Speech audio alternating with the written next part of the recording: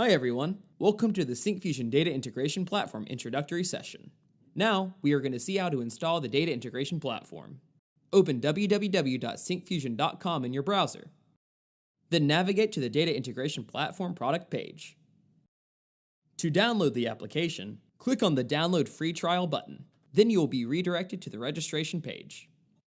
Here you can create a new account, or if you have already registered with Syncfusion, just log in with your existing account and proceed to the download page, where you can select the Syncfusion Data Integration.exe to download the setup. Once you have downloaded the setup, double-click on it to start the installation. Now the package is extracting. This process will take a few seconds. You will get an installation page once the extraction of the package is over. Read and accept the license agreement and click on Next to proceed with the installation. By default, User Management Server is selected because it is recommended for the data integration platform security. You can uncheck it if security is not required.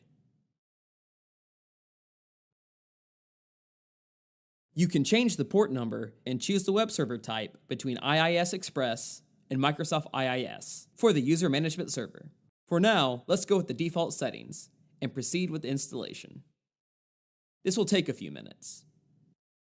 Click the Finish button once the installation is over and launch the data integration platform.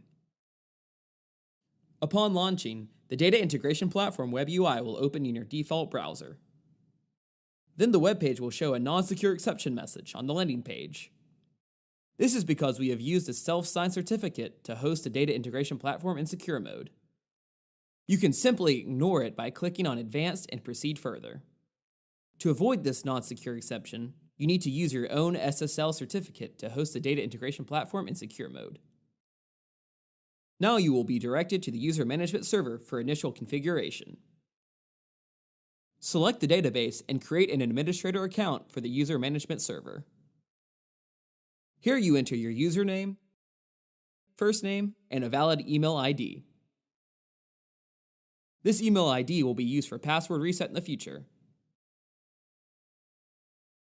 Then enter the password and confirm password.